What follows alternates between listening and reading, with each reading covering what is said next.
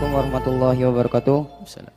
Uya mau bertanya, tapi sebelumnya mohon maaf kalau lagi teleponan dengan lawan jenis, padahal ngobrol biasa tapi kayak keluar cairan sedikit dan warnanya agak putih pekat. Apakah itu harus mandi wajib apa bagaimana dan dosa enggak Buya? Yang pertama hukum fikih.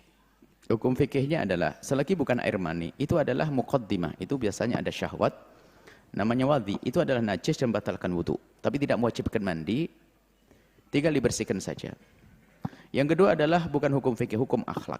Hati-hati, itu godaan biasanya. Ada seorang wanita ngadu kepada kami, Buya, saya kalau telepon suami saya biasa saja. Tapi di saat saya telepon kawan sekolah saya dulu, tiba-tiba mohon maaf, di wilayah saya basah. Ketahuilah itu setan yang mulai merusakmu. Ada beberapa wanita ngadu kepada kami semacam itu. Kalau saya telepon suami saya kok biasa-biasa. Tapi di saat teman sekolah saya dulu, ngobrol lama dengan saya, tiba-tiba saya menemukan diri saya basah. Ketahuilah, awas, hati-hati. Itu bisikan setan. Dan awal kehancuran. Itu artinya syahwat. Artinya harus membatasi diri dong. Dan musibahnya adalah menikmati. Musibahnya menikmati. Karena memang nikmat. Kalau tidak menikmati, nggak akan sampai keluar basah semacam itu.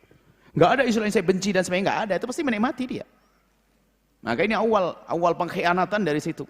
Jadi kalau sudah ada hal-hal yang kenapa kok saya gemeteran itu, batasi. Setelah itu bukan suamimu, setelah itu bukan. Ya, hati-hati karena haram di itu. Suamimu tidak tahu, istrimu tidak tahu, pamanmu tidak tahu, gurumu tidak tahu, tapi Allah tahu. Awas, jangan mencari kehancuran, jangan mencari sebab-sebab musibah. Akhirnya menikmati, akhirnya biasa telepon dan sebagainya. Mulai berani membahas, lebih parah lagi membahas masalah-masalah hubungan dan sebagainya. Sebab kalau sudah ditelepon itu orang ngomongnya lebih bebas daripada di saat bertemu. Kalau bertemu pun mungkin belum tentu dia berani mengungkapkan. Tapi kalau lewat telepon bebas. Dan ternyata kebebasan di telepon itu ternyata siapan. Di saat bertemu sudah nggak pakai omongan lagi lalu berzina.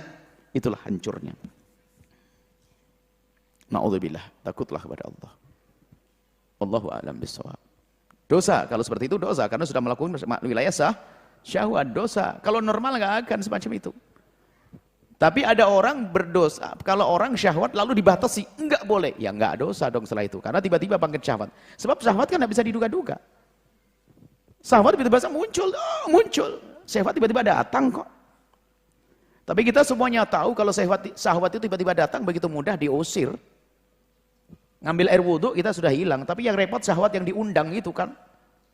Lihat gambar-gambar enggak sengaja telepon, sengaja ini. Ya ini gimana? Syahwat diundang mau diusir, ya bohong mengusir.